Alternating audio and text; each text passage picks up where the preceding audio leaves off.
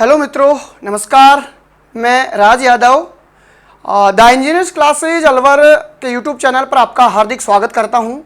मित्रों, हम यहां पर राजस्थान का भूगोल पढ़ रहे थे और राजस्थान के भूगोल के अंतर्गत पिछली क्लास में हम भौतिक प्रदेश शुरू कर चुके थे। भौतिक प्रदेश की पहली क्लास हमने देखी कि भौतिक प्रदेश किसको कहा जाता है, किसी स्थान विशेष जो होता है और उस स्थान विशेष के बारे में, भौतिक स्वरूपों के बारे में जानना भौतिक प्रदेश कहलाते हैं। हमने देखा था पिछली क्लास में। जिन मित्रों ने पिछली क्लास नहीं देखी है वो पिछली क्लास जरूर देख लें। आज हम यहाँ पर बात करना चाहेंगे कि हम भौतिक प्रदेश में शुरू कर चुके थे राजस्थान के उच्चावच। हम पिछली क्लास में पढ़ चुके थे कि हमारे राजस्थान के जो उच्चावच हैं 5 भागों में विभाजित कर चुके थे हम उच्चावचों को। उच्चावच का मतलब हम देखे थे कि भौतिक स्वरूप, यानी उच्चावच यानी धरातल का जो स्वरूप होता है उसको ही क्या कहते हैं, उच्चावच। उच्चावच का मतलब ऊंचा नीचा जो क्षेत्र होता है, सीधी सी भाषा में हम कह सकते हैं। हमने राजस्थान के उच्चावचों को 5 भागों में बांटा था। सबसे पहला नंबर 1 पर्वत शिखर, नंबर 2 पर्वत श्रृंखला, नंबर 3 पठारी प्रदेश, नंबर 4 मैदानी प्रदेश और नंबर 5 निम्न भूमि वाला क्षेत्र। मित्रों, यहां से प्रश्न जो पूछा जाता है, पिछली प्रतियोगी परीक्षाओं में पूछा गया है कि राजस्थान के उच्चावच में सर्वाधिक प्रतिशत भाग पर कौन से उच्चावचों का जो है विस्तार पाया जाता है। यह प्रश्न कई बार परीक्षाओं में पूछा जाता है कि उच्चावचों में सर्वाधिक विस्तार राजस्थान के कौन से जो है उच्चावच का पाया जाता है। हमारे राजस्थान के संदर्भ में अगर हम उच्चावचों की बात करें तो मैदानी जो प्रदेश हैं, मैदानी प्रदेश का सबसे ज्यादा विस्तार यहां पर हमारे राजस्थान में पाया जाता है, लगभग 50% भाग।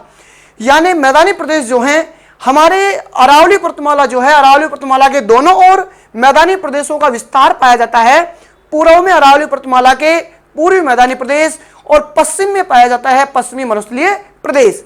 तो उच्चावचों के संदर्भ में यह प्रश्न बहुत पूछा जाता है कि हमारे राजस्थान में सर्वाधिक भाग पर कौन से उच्चावच का विस्तार पाया जाता है, तो मैदानी प्रदेश। और कितने प्रतिशत भाग पर, लगभग 51% भाग पर हमारे राजस्थान में मैदानी प्रदेश जो है उच्चावच का विस्तार पाया जाता है।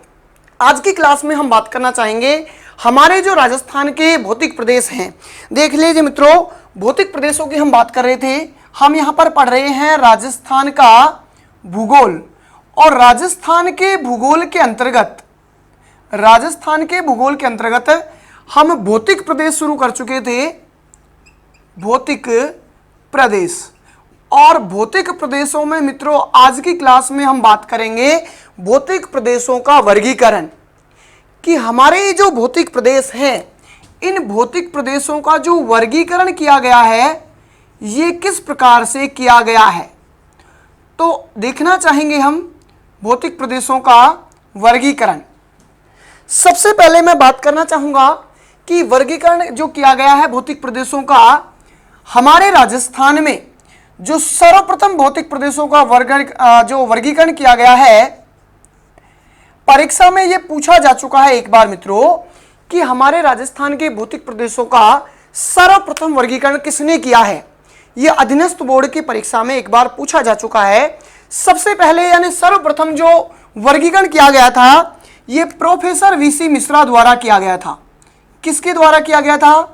प्रोफेसर वीसी जो मिश्रा हैं इनके द्वारा हमारे राजस्थान का भौतिक प्रदेशों का वर्गीकरण किया गया था। प्रश्न पूछा गया है और पूछा जा सकता है आपसे कि राजस्थान के भौतिक प्रदेशों का सर्वप्रथम जो है वर्गीकरण किसके द्वारा किया गया, तो सर्वप्रथम वर्गीकरण प्रोफेसर वीसी मिश्रा के द्वारा किया गया था। हम देखना चाहें कि प्रोफेसर वीसी मिश्रा के द्वारा यह वर्गीकरण कब प्रस्तुत किया गया था, तो मित्रों 1900 कब की अगर हम बात करें तो 1967-68 में किया गया था। यानी ये वर्गीकरण प्रोफेसर वीसी मिश्रा के द्वारा 1967-68 में कर दिया गया था। हम बात करें कि इस जो सर्वप्रथम इन्होंने वर्गीकरण किया था, इस पुस्तक की अगर हम बात करें कि कौन सी पुस्तक में इन्होंने वर्गीकरण किया है, तो मित्रों राजस्थान का भूगोल, राजस्थान का भूगोल नामक एक पुस्तक है। और इस राजस्थान के भूगोल नामक पुस्तक में इन्होंने सर्वप्रथम राजस्थान के भौतिक प्रदेशों का वर्गीकरण किया है। हम बात करना चाहें कि प्रोफेसर वीसी मिश्रा ने सर्वप्रथम जो वर्गीकरण किया है ये कितने भागों में किया है। तो मित्रों हमारे राजस्थान को इन्होंने सबसे पहले 7 भागों में विभाजित किया था। कितने भागों में? प्रोफेसर वीसी मिश्रा ने भौतिक प्रदेशों में कितने भागों में बांटा है? भौतिक प्रदेशों को 7 भागों में विभाजित किया है। हम देखना चाहें कि 7 भाग कौन कौन से होंगे तो देख लीजिएगा मित्रों। सबसे पहले मैं बात करना चाहूंगा कि ये जो हमारा राजस्थान है, इस प्रकार से पतंगाकार राजस्थान, इस राजस्थान में जो 7 भाग इन्होंने विभाजित किए हैं, इन 7 भागों को ही अगर हम देखना चाहें तो ये इस प्रकार से हमारा राजस्थान है। और इस राजस्थान में जब 7 भागों की हम बात करना चाहेंगे तो सबसे पहला प्रदेश आता है नंबर 1, ये वाला क्षेत्र आएगा मित्रों। और इसको इन्होंने नाम दिया है पहला भाग शुष्क मरुस्थलीय प्रदेश। क्या नाम दिया है? शुष्क मरुस्थलीय प्रदेश नाम दिया है। तो पहला इनके अनुसार 7 भागों में पहला भाग हो जाता है शुष्क मरुस्थलीय प्रदेश। ये वाला जो क्षेत्र है शुष्क मरुस्थलीय प्रदेश नाम दिया है। यहां पर हम बात करें तो दूसरा जो क्षेत्र आता है ये मित्रों आता है नंबर 2 और इसको नाम दिया है इन्होंने अर्धशुष्क मरुस्थलीय प्रदेश। क्या नाम दे दिया? अर्धशुष्क मरुस्थलीय प्रदेश इन्होंने नाम दे दिया। यानी दूसरा जो भाग हो गया, क्या भाग नाम हुआ? अर्धशुष्क मरुस्थलीय प्रदेश, ये वाला जो क्षेत्र है। नंबर 3 इन्होंने जो नाम दिया है ये राजस्थान का उत्तरी भाग है और इसको 3 नंबर पर दिया इन्होंने नहरी क्षेत्र। तो तीसरे भाग का इन्होंने नाम दे दिया मित्रों क्या? नहरी क्षेत्र। 7 भाग में से तीसरा क्षेत्र का नाम दिया इन्होंने नहरी क्षेत्र। और हम नंबर 4 पर बात करें तो ये वाला हमारे राजस्थान का जो क्षेत्र आता है नंबर 4 अरावली पर्वतीय प्रदेश। नंबर 4 हम बात करेंगे अरावली पर्वतमाला। अरावली पर्वतमाला। तो चौथा भाग इन्होंने क्या नाम दिया? अरावली पर्वतमाला। हम बात करेंगे नंबर 5, तो ये वाला जो क्षेत्र है इस प्रकार से, इसको इन्होंने नंबर 5 नाम दिया है। और ये जो नंबर 5 है इसको क्या नाम दिया इन्होंने? पूर्वी मैदानी प्रदेश। क्या नाम दे दिया दोस्तों? पूर्वी मैदानी प्रदेश इन्होंने नाम दिया है। और पूर्वी मैदानी प्रदेश के बाद में नंबर 6 की हम बात करना चाहें तो ये वाला क्षेत्र है, इसको 6 नंबर नाम दिया है। और इसका अगर हम बात करना चाहें कि इसको क्या नाम दिया है इन्होंने, तो नंबर 6 की हम बात करेंगे दक्षिणी पूर्वी पठारी प्रदेश। दक्षिणी पूर्वी पठारी प्रदेश, ये नंबर 6 पे इन्होंने नाम दिया है हाड़ौती प्रदेश जिसे हम कहते हैं। 7 नंबर पर मित्रों इन्होंने ये जो चंबल नदी का बहाव क्षेत्र है और ये 7 नंबर पर इन्होंने नाम दिया है नंबर 7 चंबल बीहड़। क्या नाम दे दिया? चंबल बीहड़। इस प्रकार से इन्होंने कितने भागों में विभाजित किया है? 7 भागों में मित्रों हमारे राजस्थान के भौतिक प्रदेशों को विभाजित किया है। प्रश्न आपके सामने फिर से मैं बताना चाहूंगा, प्रश्न आपके सामने आने वाला है कि राजस्थान के भौतिक प्रदेशों का सर्वप्रथम वर्गीकरण किसने किया है? तो प्रोफेसर वीसी मिश्रा ने। और ये क्वेश्चन मैं आपको बता रहा था, ये क्वेश्चन पूछा जा चुका है अधीनस्थ बोर्ड का जो महिला सुपरवाइजर का एग्जाम हुआ था, इसमें मित्रों ये प्रश्न पूछा जा चुका है कि राजस्थान के भौतिक प्रदेशों का सर्वप्रथम वर्गीकरण किसने किया है? तो प्रोफेसर वीसी मिश्रा ने राजस्थान के भौतिक प्रदेशों का सबसे पहले वर्गीकरण किया था। कब किया है? तो 1967-68 में किया है। और पुस्तक में अगर बात करें कि कौन सी पुस्तक में किया गया है, तो राजस्थान का भूगोल नामक एक पुस्तक है इनकी, इसमें जो है वर्गीकरण किया है। और कितने भागों में किया है? तो मित्रों 7 भागों में किया है। 7 भागों को अगर हम देखना चाहें तो सबसे पहला होगा शुष्क मरुस्थलीय प्रदेश। हमारे राजस्थान में ये वाला जो क्षेत्र है, ये एकदम पश्चिमी राजस्थान वाला जो क्षेत्र है, और इसको नाम दिया है इन्होंने शुष्क मरुस्थलीय प्रदेश। दूसरा इन्होंने नाम दिया है अर्धशुष्क मरुस्थलीय प्रदेश।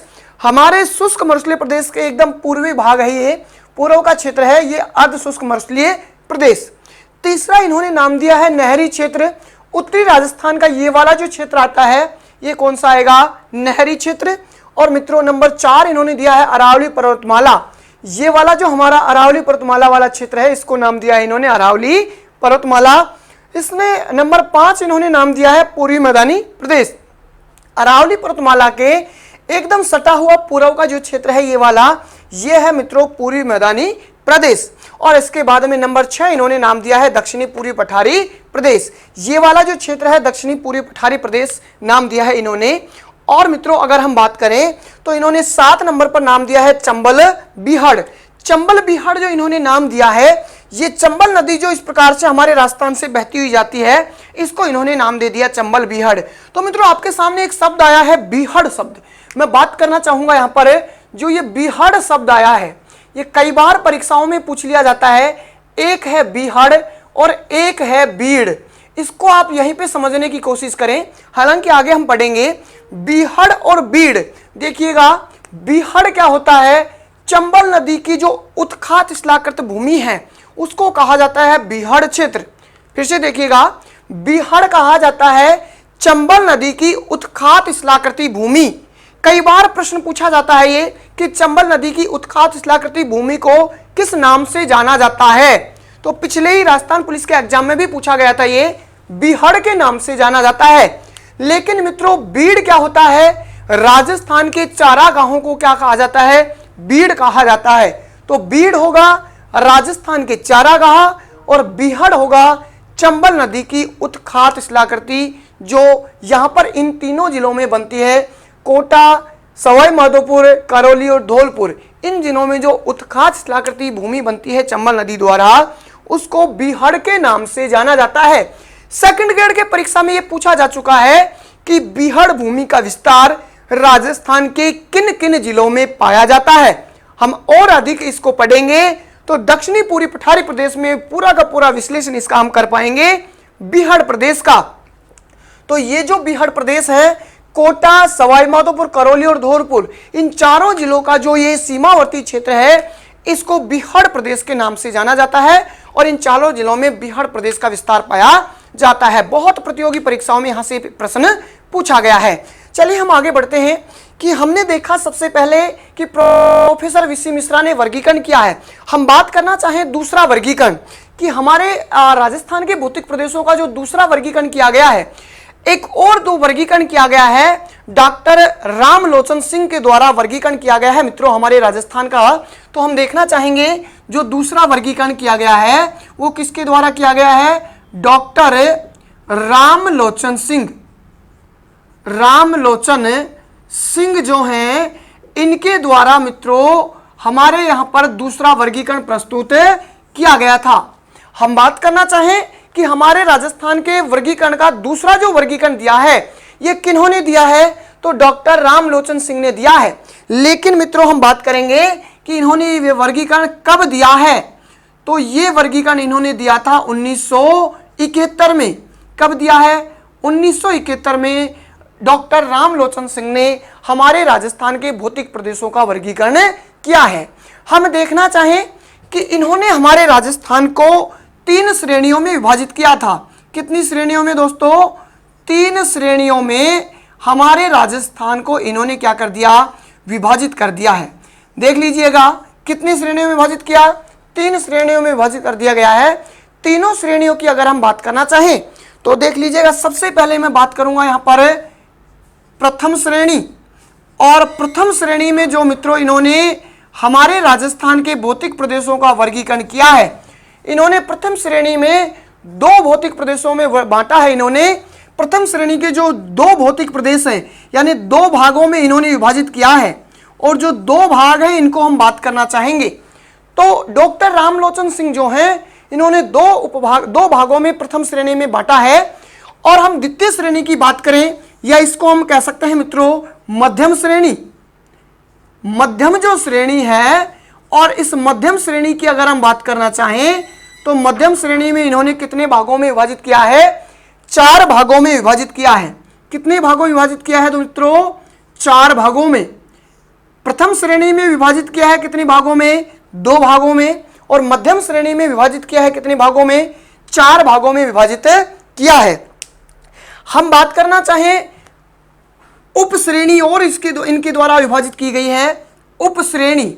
और उप श्रेणी की अगर मित्रों हम बात करना चाहें तो इन्होंने उप श्रेणी में जो बांटा है और उप श्रेणी में इन्होंने 13 उपभागों में हमारे राजस्थान के भौतिक प्रदेशों को विभाजित किया है। कितने उपभागों में? 13 उपभागों में इन्होंने हमारे राजस्थान के भौतिक प्रदेश को क्या किया है? विभाजित किया है। देख लीजिएगा, सबसे पहले प्रथम श्रेणी है और प्रथम श्रेणी में कितने भागों में? 2 भागों में विभाजित किया है। 2 भाग हम देखना चाहेंगे। सबसे पहला नंबर 1 आएगा तो मित्रों पूर्वी मैदानी प्रदेश, पूर्वी मैदानी प्रदेश पहला जो भाग हो गया प्रथम श्रेणी का पूर्वी मैदानी प्रदेश। और दूसरा भाग जो होगा इसका प्रथम श्रेणी का पश्चिमी राजस्थान, पश्चिमी मरुस्थलीय प्रदेश कह दो या पश्चिमी राजस्थान कह दीजिए। इन 2 भागों में इन्होंने प्रथम श्रेणी में विभाजित किया है। अब हम बात करना चाहें कि जो मध्यम श्रेणी है और मध्यम श्रेणी में कितने भागों में विभाजित कर दिया इन्होंने? 4 भागों में। मध्यम श्रेणी में 4 भागों में हमारे राजस्थान के भौतिक प्रदेशों को इन्होंने क्या किया है? विभाजित किया है। तो हम 4 भागों को अगर देखना चाहें तो देख लीजिएगा, 4 भाग देख लीजिएगा मित्रों। सबसे पहले नंबर 1 आ जाएगा पश्चिमी मरुस्थलीय प्रदेश। मैं शॉर्ट में लिख रहा हूं, यहां पर देख लीजिएगा, पश्चिमी मरुस्थलीय प्रदेश सबसे पहला भाग 4 में, पश्चिमी मरुस्थलीय प्रदेश। 2 नंबर पर अगर हम मित्रों बात करेंगे तो पूर्वी मैदानी प्रदेश। क्या जाएगा? पूर्वी मैदानी प्रदेश। हाँ जी।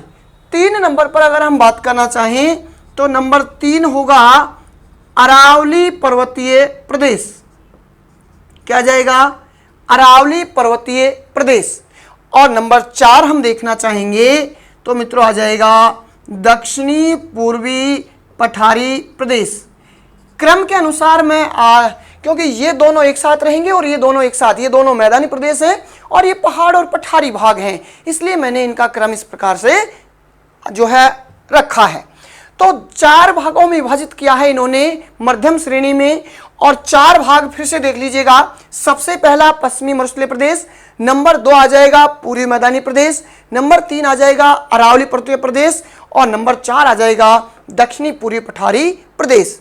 और यही हमारे राजस्थान के सही मायने में भौतिक प्रदेश हैं जो हम आगे पढ़ने वाले हैं। यानी परीक्षा की दृष्टि से अगर हम पढ़ने वाले हैं तो मित्रों इन ही 4 भौतिक प्रदेशों को हम पढ़ने वाले हैं। हम जो राजस्थान के भौतिक प्रदेश पढ़ रहे हैं यही 4 पढ़ने वाले हैं, यानी यही पढ़ेंगे हम अभी। तो हमारे जो राजस्थान के भौतिक प्रदेश हैं परीक्षा की दृष्टि से जो महत्वपूर्ण है वो कौन से रहेंगे? 4 जो मध्यम श्रेणी में इन्होंने बांटा है ये परीक्षा की दृष्टि से महत्वपूर्ण है। अब मैं आपसे बताना चाहूंगा कि अगर मान लीजिए परीक्षा में आपसे सीधा सा प्रश्न आ गया कि राजस्थान के भौतिक प्रदेशों को कितने भागों में विभाजित किया गया है, सीधा प्रश्न आया तो मित्रों 4 भागों में विभाजित किया गया है। कितने भागों में? 4 भागों में विभाजित किया गया है उच्च बच्चों को देखते हुए। लेकिन अगर प्रश्न आता है कि राजस्थान के भौतिक प्रदेशों को प्रोफेसर वीसी मिश्रा ने कितने भागों में विभाजित किया है तो कितने भागों में आएगा? 7 भागों में प्रोफेसर वीसी मिश्रा ने विभाजित किया है। लेकिन अगर हमारा परीक्षा के लिए उपयोगी है तो ये 4 भाग उपयोगी हैं। इन 4 भागों को ही हम आगे चलकर पढ़ने वाले हैं कि ये 4 भाग कौन कौन से कहां पर स्थित हैं। तो सबसे पहले इनको पढ़ेंगे हम 4 भागों को कि ये हमारे राजस्थान के मानचित्र में कहां पर स्थित हैं। तो देख लीजिएगा, हम बात करते हैं यहां पर। सबसे पहले हमने राजस्थान के भौतिक प्रदेशों का वर्गीकरण, आप स्क्रीनशॉट ले लीजिए इसका ताकि अपने शानदार नोट्स आप बना सकें। इसी प्रकार से वर्गीकरण जो हमने किया है, सबसे पहले वर्गीकरण किया किसने? सर्वप्रथम वर्गीकरण किया है मित्रों प्रोफेसर वीसी मिश्रा ने। और इन्होंने जो वर्गीकरण किया है राजस्थान का, ये परीक्षा में पूछा जा चुका है कि राजस्थान के भौतिक प्रदेशों का सर्वप्रथम वर्गीकरण किसने किया है? प्रोफेसर वीसी मिश्रा ने किया है। कब किया है दोस्तों? 1967-68 में किया है इन्होंने।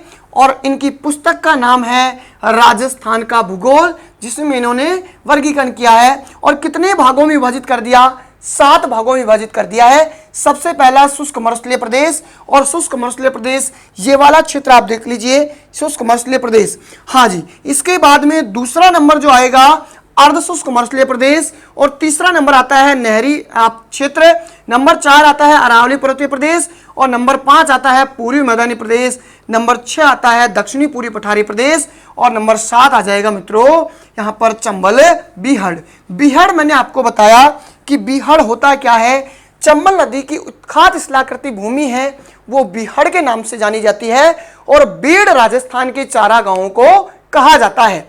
हम इन चारों भागों को देखना चाहें कि ये चारों भाग हमारे राजस्थान में कहां पर स्थित हैं, तो मित्रों ये हमारा प्यारा सा सुंदर सा इस प्रकार से राजस्थान है, और इस राजस्थान में ये चारों भाग जो हैं, इन चारों भागों की आप एक बार झलक देख लीजिए, क्योंकि हम पढ़ने वाले हैं ये चारों भाग राजस्थान के भौतिक प्रदेश। ये परीक्षा के लिए महत्वपूर्ण है, तो 4 भाग ही हैं जिनको हम आगे पढ़ने वाले हैं।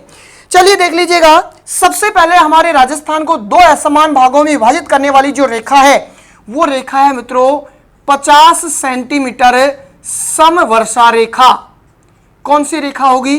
50 सेंटीमीटर समवर्षा रेखा है, जो हमारे राजस्थान को लगभग 2 असमान भागों में विभाजित कर देती है। हाँ जी, हम बात करें इन्हीं प्रदेशों की, तो पहला हमारा जो पश्चिमी मरुस्थलीय प्रदेश है, ये 50 सेंटीमीटर वर्षा रेखा के पश्चिम का जो ये पूरा का पूरा भाग है, इसका हमने नाम दिया है क्या? पश्चिमी मरुस्थलीय प्रदेश। तो ये हो जाएगा मित्रों कौन सा? पश्चिमी मरुस्थलीय प्रदेश। हाँ जी, क्या हो जाएगा ये? पश्चिमी मरुस्थलीय प्रदेश पहला जो भाग हमारा हुआ। नंबर 2 अगर मित्रों हम बात करना चाहें तो ये वाला जो क्षेत्र होगा ये दूसरा नंबर हो जाएगा, नंबर 2 अरावली पर्वतीय प्रदेश। क्या हो जाएगा? अरावली पर्वतीय प्रदेश। हाँ जी, 3 नंबर पर अगर हम बात करना चाहें मित्रों तो ये वाला जो क्षेत्र आता है, आप अभी इसको छोड़ दीजिएगा, नंबर 4 हम ले लेते हैं सबसे पहले, दक्षिणी पूर्वी पठारी प्रदेश। ये वाला जो क्षेत्र आएगा ये हाड़ौती वाला क्षेत्र इस प्रकार से, और मित्रों इसमें अगर हम बात करें तो ये वाला जो क्षेत्र है ये नंबर 4 है हमारा दक्षिणी पूर्वी पठारी प्रदेश। ये कौन सा क्षेत्र आ जाएगा? दक्षिणी पूर्वी पठारी प्रदेश। अब हमारे पास में ये जो क्षेत्र बचा है ये पूरा का पूरा रह जाएगा नंबर 3 पूर्वी मैदानी प्रदेश। पूर्वी मैदानी प्रदेश। तो हमारे राजस्थान को हमने धरातलीय स्वरूपता के आधार पर कितने भागों में विभाजित कर दिया? 4 भागों में जो है विभाजित। यही 4 जो भाग हैं भौतिक प्रदेशों के, इनसे ही प्रतियोगी परीक्षाओं में प्रश्न पूछे जाते हैं, और कैसे कैसे प्रश्न पूछे जाते हैं उनकी मैं आपके सामने बात करना चाहूंगा। तो देख लीजिएगा, सबसे पहले ये 4 जो भौतिक प्रदेश हैं, सबसे मोस्टली हम इनके बारे में बात करना चाहें तो पश्चिमी जो मरुस्थलीय प्रदेश है, इस पश्चिमी मरुस्थलीय प्रदेश की हम बात करना चाहें तो ये 61.11% भाग पर राजस्थान में विस्तारित है। यानी राजस्थान के कुल क्षेत्रफल के 61.11% भाग पर विस्तारित है पश्चिमी मरुस्थलीय प्रदेश। हम बात करना चाहें नंबर 2 अरावली पर्वतीय प्रदेश, तो लगभग 9.3% भाग पर विस्तारित है अरावली पर्वतीय प्रदेश।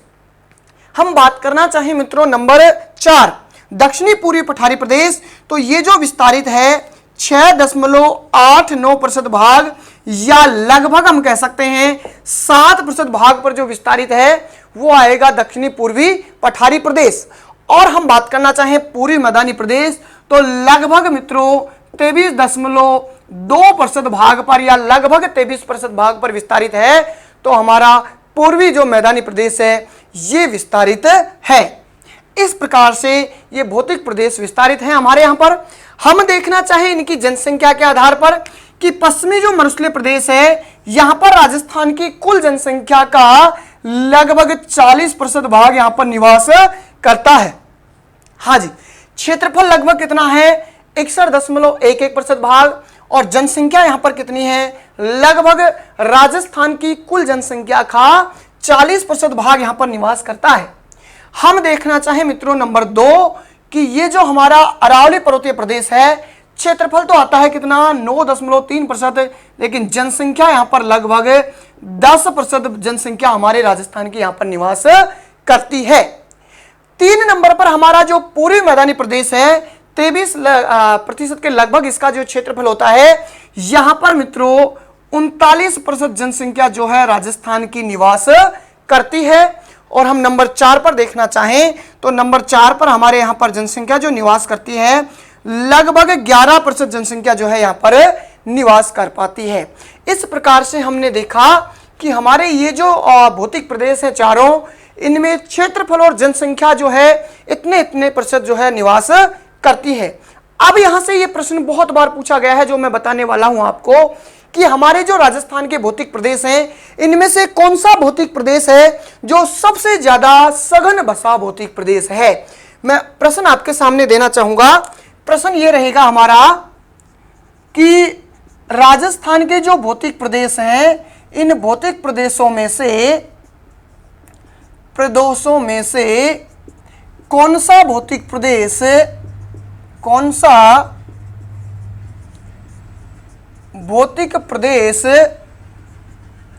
सघन बसा हुआ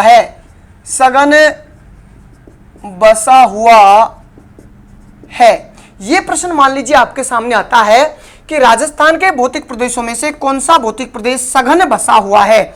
इसको आप जरूर याद रखें। ऑप्शन मैं आपके सामने दे देता हूं। देखिए, ए ऑप्शन आता है पश्चिमी मरुस्थलीय प्रदेश, बी ऑप्शन आता है आपके सामने अरावली पर्वतीय प्रदेश, और सी ऑप्शन आता है दक्षिणी पूर्वी पठारी प्रदेश, और मित्रों डी ऑप्शन आ जाता है आपके सामने पूर्वी मैदानी प्रदेश।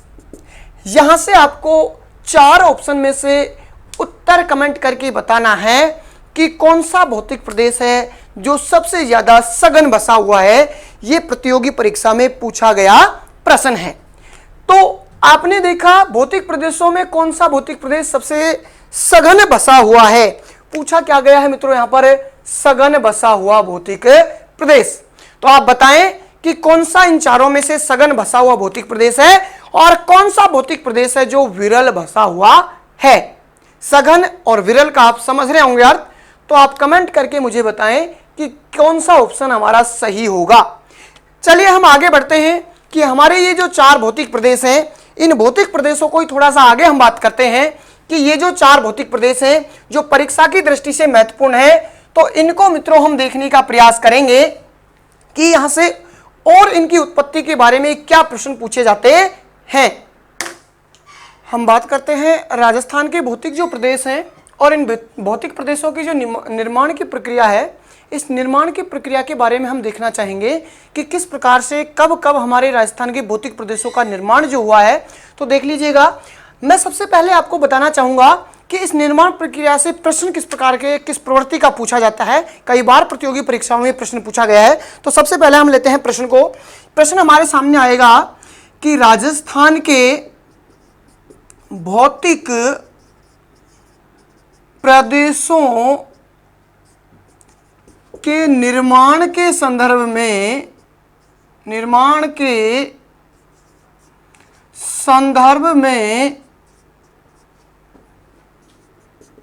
सही क्रम है। ये प्रश्न आपके सामने आएगा कि राजस्थान के भौतिक प्रदेशों के निर्माण के संदर्भ में या निर्माण प्रक्रिया के संदर्भ में सही क्रम है। ये आपसे प्रश्न पूछा जाएगा।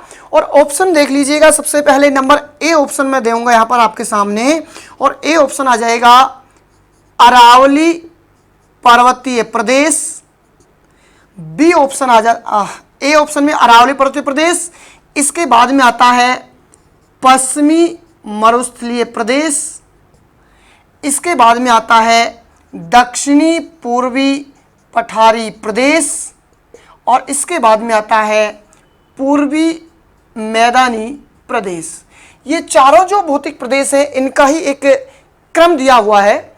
हमें देखना है कि निर्माण प्रक्रिया में कौन सा क्रम सही होगा। बी ऑप्शन बात करें तो यहां पर आएगा पश्चिमी मरुस्थलीय प्रदेश, पश्चिमी मरुस्थलीय प्रदेश, पूर्वी मैदानी प्रदेश, इसके बाद में आता है दक्षिणी पूर्वी पठारी प्रदेश, और इसके बाद में आ जाता है अरावली पर्वतीय प्रदेश। सी ऑप्शन दोस्तों आपके सामने आएगा, अरावली पर्वतीय प्रदेश, इसके बाद में दक्षिणी पूर्वी पठारी प्रदेश, और इसके बाद में आएगा आपके सामने पश्चिमी मरुस्थलीय प्रदेश, और फिर प्रश्न आपके सामने आएगा पूर्वी मैदानी प्रदेश। इस प्रकार से तीसरा ऑप्शन हमारा होगा। नंबर डी अगर हम बात करना चाहें तो डी ऑप्शन आपका होगा अरावली पर्वतीय प्रदेश, दक्षिणी पूर्वी पठारी प्रदेश, पूर्वी मैदानी प्रदेश और पश्चिमी मरुस्थलीय प्रदेश। प्रश्न आपके सामने ये आया है कि राजस्थान के जो भौतिक प्रदेश हैं, इन भौतिक प्रदेशों के संदर्भ में जो इनकी निर्माण प्रक्रिया है, क्योंकि हम पढ़ रहे हैं निर्माण प्रक्रिया, निर्माण प्रक्रिया के संदर्भ में सही क्रम कौन सा होगा, यह प्रश्न आपके सामने प्रतियोगी परीक्षाओं में कई बार पूछा गया है और पूछा जा सकता है। इस एक प्रश्न में ही 4-5 प्रश्न आपके हल होंगे। वो किस प्रकार होंगे मैं आपसे बात करना चाहूंगा। जैसे मान लीजिए आपसे पूछ लिया जाता है कि राजस्थान का कौन सा भौतिक प्रदेश है सबसे प्राचीन है, और राजस्थान का कौन सा भौतिक प्रदेश है जो सबसे नवीनतम है। इस प्रकार के प्रश्न आपसे प्रतियोगी परीक्षाओं में पूछे जा सकते हैं। तो ये एक प्रश्न आपसे 2 या 3 प्रश्न हल करवा सकता है आराम से। तो ये प्रश्न आपके सामने इस प्रकार से आएगा। प्रश्न आप स्क्रीनशॉट ले लें कि प्रश्न की प्रवृत्ति क्या रहेगी। चलिए हम बढ़ते हैं हमारे निर्माण प्रक्रिया की तरफ कि हमारे 4 जो भौतिक प्रदेश हैं, इन चारों भौतिक प्रदेशों की निर्माण प्रक्रिया क्या रहेगी। फिर आप अपने प्रश्न का उत्तर अपने आप खुद निकालें। देखिए हम निर्माण प्रक्रिया की ओर बढ़ते हैं कि जो पश्चिमी मरुस्थलीय प्रदेश है, इसके बाद में हमारा अरावली पर्वतीय प्रदेश है, इसके बाद में हमारा पूर्वी मैदानी प्रदेश है, और इसके बाद में दक्षिणी पूर्वी पठारी प्रदेश है। इन 4 भौतिक प्रदेशों में हमने राजस्थान को विभाजित कर दिया है, और ये परीक्षा की दृष्टि से चारों भौतिक प्रदेश बहुत ही महत्वपूर्ण हैं। चलिए हम बात कर लेते हैं पश्चिमी मरुस्थलीय प्रदेश। दोस्तों पश्चिमी जो मरुस्थलीय प्रदेश है, इसको अवशेष के रूप में हम देखना चाहें, अवशेष के रूप में तो टेथिस सागर का अवशेष है। टेथिस सागर का अवशेष है, यानी पश्चिमी मरुस्थलीय प्रदेश अवशेष के रूप में किसका है, टेथिस सागर का अवशेष, जो मरुस्थलीय क्षेत्र के रूप में जाना जाता है। अरावली पर्वतमाला के बारे में हम बात करना चाहें अवशेष के रूप में, तो मित्रों गोंडवाना लैंड का होगा। किसका होगा, गोंडवाना लैंड का होगा। और हम बात करना चाहें पूर्वी मैदानी प्रदेश की, तो ये जो पूर्वी मैदानी प्रदेश होगा, ये अवशेष के रूप में गंगा यमुना के जो मैदान हैं, गंगा व यमुना के मैदानों द्वारा निर्मित है, यानी गंगा यमुना के जो मैदान हैं उनके द्वारा हमारा पूर्वी मैदानी प्रदेश निर्मित है। और हम देखना चाहें दक्षिणी पूर्वी पठारी प्रदेश, गोंडवाना लैंड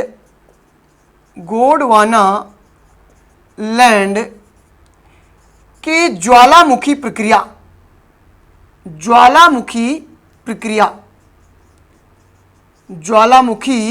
यानी गोंडवाना लैंड का जो अवशेष है, लेकिन इसमें ज्वालामुखी की प्रक्रिया द्वारा निर्मित है। यानी गोंडवाना लैंड जो है ये ज्वालामुखी की प्रक्रिया द्वारा निर्मित है, दक्षिणी पूर्वी पठारी प्रदेश।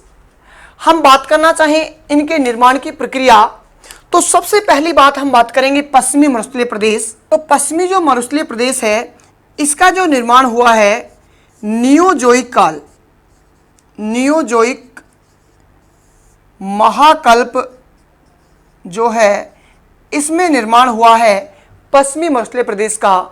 लगभग 1000 वर्ष पूर्व इसका निर्माण हुआ था, नियोजोइक महाकल्प। हम बात करें हमारे अरावली पर्वतीय प्रदेश का तो एजोइक महाकल्प, एजोइक महाकल्प में निर्माण हुआ था अरावली पर्वतीय प्रदेश। हम बात करें पूर्वी मैदानी प्रदेश, नियोजोइक महाकल्प, नियोजोइक महाकल्प में ही निर्माण हुआ है किसका, पूर्वी मैदानी प्रदेश का। और हम दक्षिणी पूर्वी पठारी की बात करें तो मिसोजोइक, मिसोजोइक महाकल्प में निर्माण हुआ है किसका, दक्षिणी पूर्वी पठारी प्रदेश का। दोस्तों यहां से सबसे ज्यादा बार परीक्षा में जो पूछा जाता है अरावली पर्वतीय प्रदेश के बारे में, यहां से प्रश्न आता है कि अरावली पर्वतीय प्रदेश का निर्माण कब हुआ था, तो एजोइक काल, ये प्रश्न सबसे ज्यादा बार परीक्षा में पूछा जाता है। हालांकि कोई सा भी भौतिक प्रदेश आपसे पूछा जा सकता है, तो सीधा सा दो जो हमारे मैदानी प्रदेश हैं, पूर्वी मैदानी प्रदेश और पश्चिमी मरुस्थलीय मैदानी प्रदेश है, ये भी अनुपजाऊ मैदानी प्रदेश, दोनों के दोनों नियोजोइक महाकल्प में होंगे। सीधा सा याद रखें, मैदानी प्रदेश दोनों नियोजोइक महाप्रदेश और अरावली पर्वतमाला एजोइक, और दक्षिणी पूर्वी पठारी प्रदेश जो कि गोंडवाना लैंड के ज्वालामुखी निर्माण की प्रक्रिया के द्वारा निर्माण हुआ है, तो मिसोजोइक महाकल्प में इसका निर्माण हुआ है। इस महाकल्प के युग की अगर हम बात करें कि कौन से युग में इनका निर्माण हुआ है, तो पश्चिमी जो मरुस्थलीय प्रदेश है इसके युग की अगर हम बात करें तो प्लीस्टोसीन युग, प्लीस्टोसीन युग में निर्माण हुआ था। और अरावली पर्वतमाला का बहुत महत्वपूर्ण है, यह सबसे ज्यादा बार परीक्षा में पूछा जाता है कि अरावली पर्वतमाला का निर्माण कौन से युग में हुआ है, तो प्री कैम्ब्रियन काल, प्री कैम्ब्रियन युग जो है इसमें निर्माण हुआ है। यह प्रश्न बहुत बार पूछा जाता है अरावली पर्वतमाला के संदर्भ में। हम बात करें पूर्वी मैदानी प्रदेश तो नियोजोइक महाकल्प, ये भी नियोजोइक महाकल्प, तो यहां पर युग भी कौन सा आएगा, प्लीस्टोसीन युग, प्लीस्टोसीन युग में जो है पूर्वी मैदानी प्रदेश निर्माण हुआ था।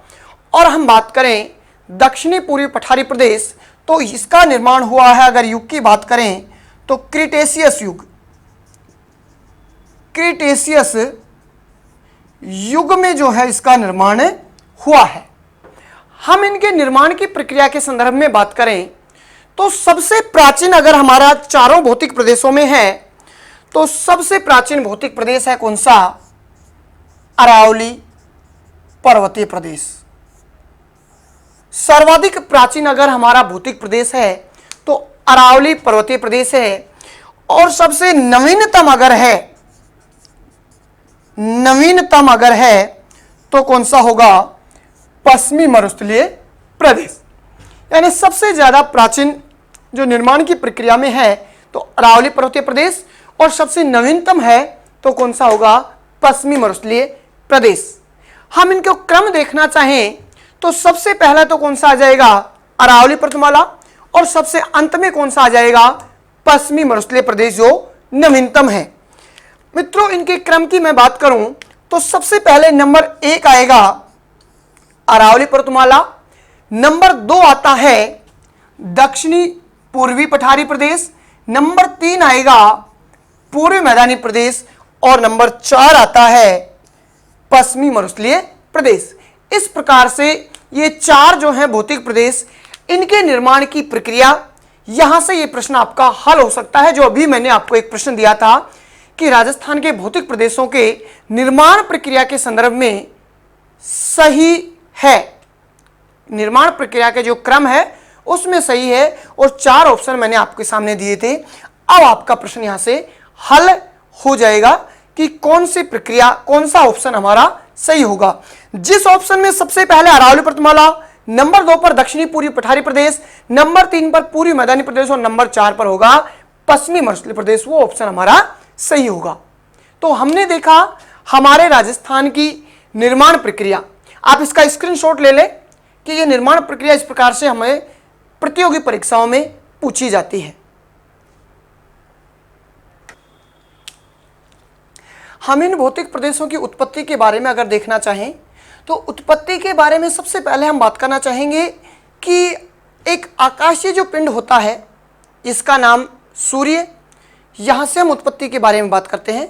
सूर्य जो आकाशीय पिंड है, इसी का एक टुकड़ा एक दिन इस आकाशीय पिंड से अलग हो जाता है और अलग होने पर उस टुकड़े को हमने नामकरण किया पृथ्वी। और पृथ्वी जब आकाशीय पिंड सूर्य से अलग हुई है तो वो भी कैसी थी, गर्म थी, जब एक अलग टुकड़ा हुआ था उस समय। वह ठीक वैसे ही जिस प्रकार से एक माता के गर्भ से संतान उत्पन्न होती है, उसी प्रकार आकाशीय पिंड से एक टुकड़ा अलग होता है और उसका नाम हमने पृथ्वी दिया है। थोड़ा सा समझाने का प्रयास करूंगा मैं यहाँ पर। देखिए कि ये हमारा मान लीजिए आकाशीय पिंड है और इस आकाशीय पिंड को हमने नाम दिया है, क्या नाम दे दिया, सूर्य नाम दे दिया। क्या नाम दिया है मित्रों, सूर्य, इसको नाम आकाशीय पिंड को हमने दिया है। ठीक है, ये हमने नाम दे दिया इसको सूर्य। अब आप देखिए कि सूर्य जो है आकाशीय पिंड का हमने जो नाम दिया है, इसी का एक छोटा सा टुकड़ा एक दिन क्या हो जाता है, अलग हो जाता है। हम थोड़ा सा बड़ा बनाने का प्रयास करते हैं इसको, ये आकाशीय पिंड समझने की दृष्टि से थोड़ा सा बड़ा बना लेते हैं हम, और इसको हमने अलग होते ही और हमने इसका नामकरण कर दिया पृथ्वी। क्या नामकरण कर दिया, पृथ्वी। अब प्रारंभ में जब ये अलग हुआ है यहां से, तो स्वभाव इसका समान रहेगा, ये भी गर्म है तो ये भी गर्म है, लेकिन धीरे धीरे ये ठंडी होने लगती है और ठंडी होने लगती है जब इसकी निर्माण प्रक्रिया शुरू होती है। और निर्माण प्रक्रिया शुरू होने पर ये जो पृथ्वी है ये 2 भागों में विभाजित हो जाती है। इस प्रकार से मित्रों हमारी ये पृथ्वी 2 भागों में विभाजित होती है, एक कठोर भाग और एक जो है,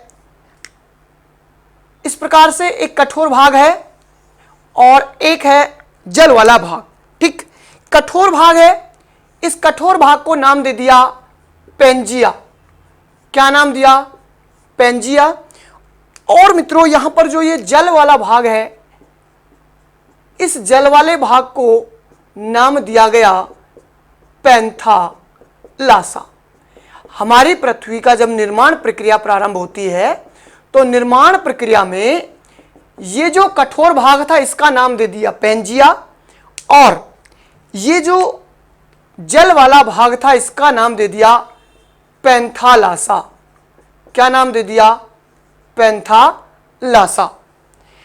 लगभग 71% भाग पर पृथ्वी पर जल और 29% भाग पर जल जो है स्थल, और स्थल भाग को ही हमने नाम क्या दिया, पेंजिया, और जल वाले भाग को नाम दिया पैंथालासा। कई बार सीधा सा प्रश्न पूछ लिया जाता है कि पृथ्वी की निर्माण की प्रक्रिया में जो कठोर भाग था उसको नाम क्या दिया गया था, पेंजिया नाम दिया गया था। थोड़े आगे हम चलते हैं तो ये जो पेंजिया है, ये पेंजिया ही 2 भागों में विभाजित हो जाता है। देख लीजिएगा किस प्रकार से ये जो हमारी पृथ्वी है और इस पृथ्वी में पेंजिया ही 2 भागों में विभाजित हो जाता है। इस प्रकार से एक है उत्तरी भाग और एक है दक्षिणी भाग। हम इसको कह सकते हैं उत्तरी पेंजिया, उत्तरी पेंजिया, और इसको कह सकते हैं हम दक्षिणी पेंजिया, या फिर उत्तरी पेंजिया का नाम दिया गया अंगारा लैंड। क्या नाम दे दिया गया, अंगारा लैंड। और दक्षिणी पेंजिया जो था इसका नाम दिया गया गोंडवाना लैंड। क्या नाम दिया गया, गोंडवाना लैंड जो है इसका नाम दिया गया।